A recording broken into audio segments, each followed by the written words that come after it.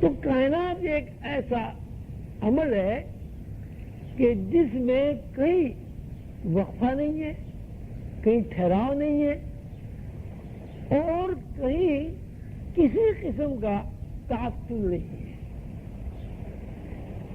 اگر تعطل مان لیا جائے کائنات میں تو پھر اتفاقات بھی زیر بحث آ جائیں گے کہ یہ اتفاقی حادثاتی طور پر کائنات بنے، اور جب حادثات کو اور اتفاق کو ہم کائنات میں شامل کر لیں گے تو کائنات کی جو موجودہ پوزیشن ہے یہ متاثر ہو جائے گی،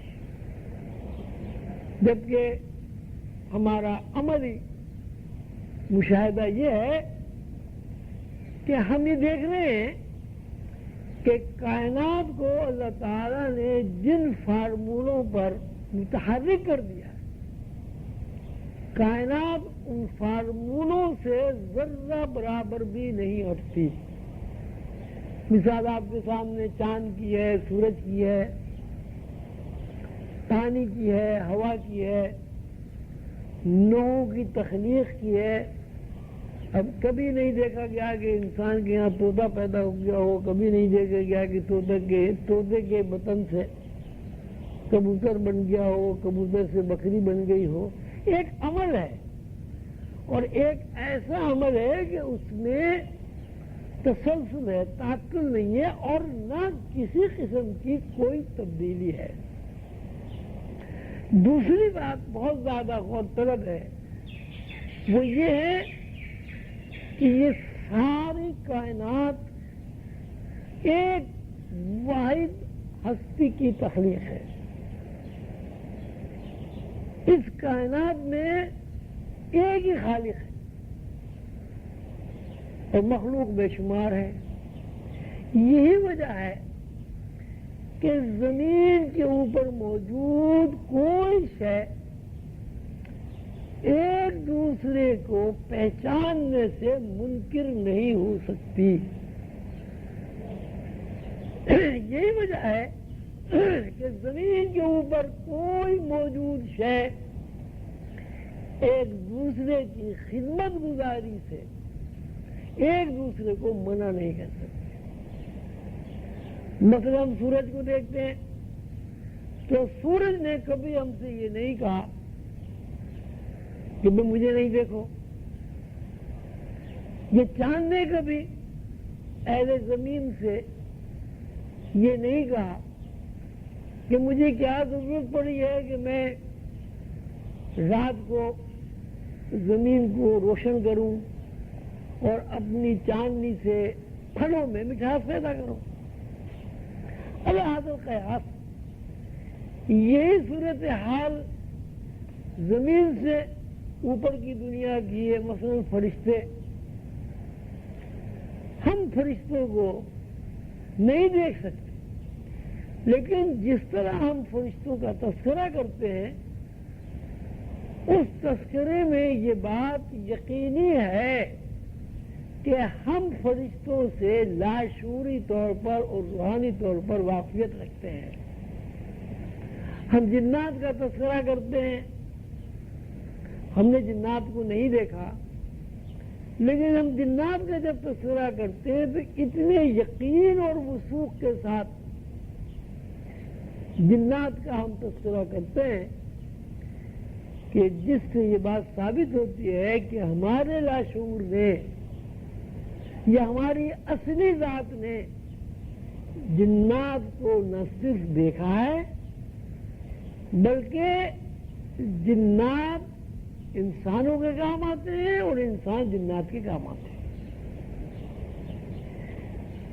پانی نے کبھی آپ کی خدمت گزاری سے انکار نہیں کیا، درختوں نے کبھی کسی سے نہیں کہا کہ بھئی میرے سائے میں تم نہیں بیٹھو، زمین نے کبھی آپ سے یہ نہیں کہا کہ میرے کلیجے کو چھلنی کر کے میرے اندر بیج کیوں ڈالتے ہو، میں کیوں تکلیف اٹھا کے تمہیں غذا فراہم کروں، تمہیں وسائل فراہم کروں۔ مختصر یہ ہے کہ آپ جتنا بھی غور و فکر کریں گے اس میں ایک ہی بات سامنے آئے گی کہ زمین کے اوپر موجود ہر شے آپ کی خدمت میں لگی ہوئی ہے اور معلوم نہ معلوم طریقے پر آپ زمین پر موجود اشیاء کی خدمت میں لگے ہوئے ہیں. اور یہ ایک ایسا عمل ہے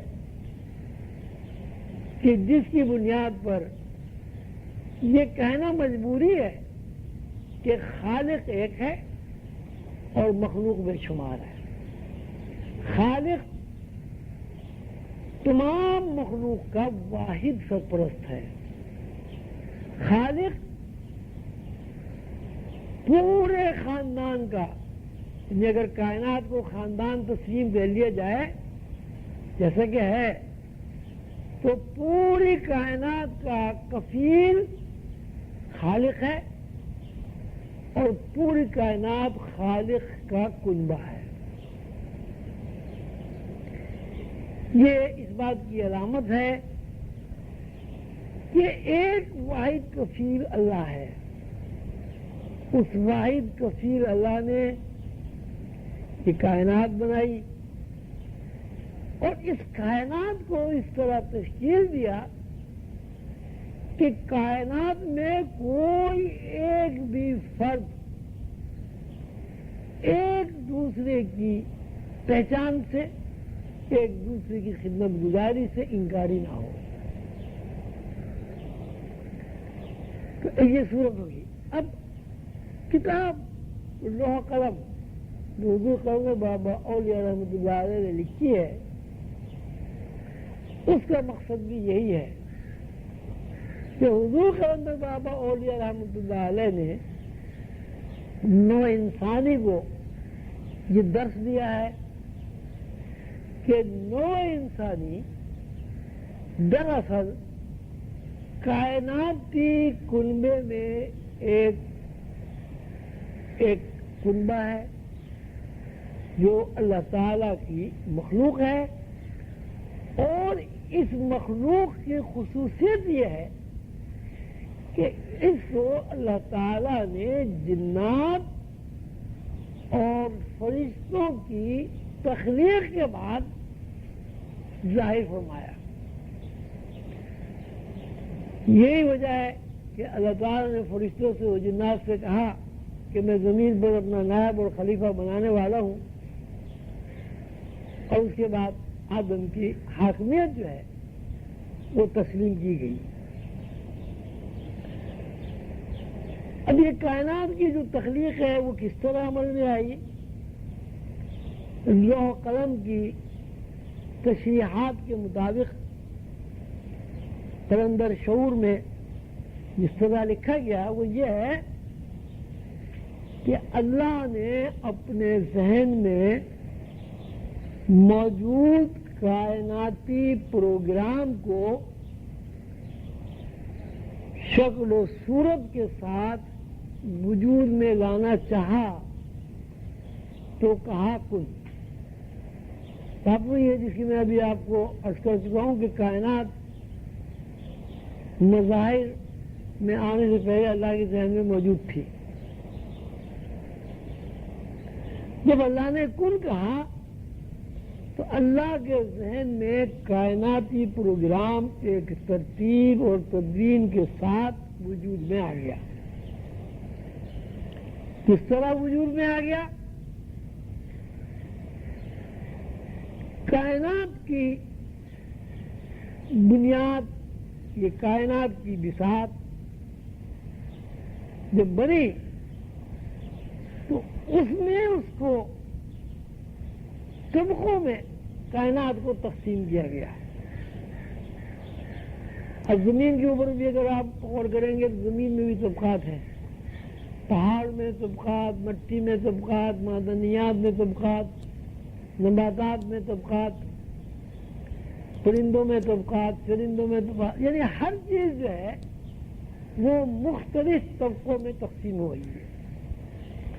تو اس کی جو پہلا طبقہ وجود میں آیا اس کو لوح قلم کے مطابق اس طرح بیان کیا گیا ہے کہ جیسے ہی اللہ تعالیٰ نے کن کہا اور کائنات کی مجموعی تخلیق ہوئی، اس مجموعی تخلیق کو قلندر بابا اولیاء رحمۃ اللہ علیہ نے قرآن کریم کے ارشاد کے مطابق کتاب المبین فرمایا۔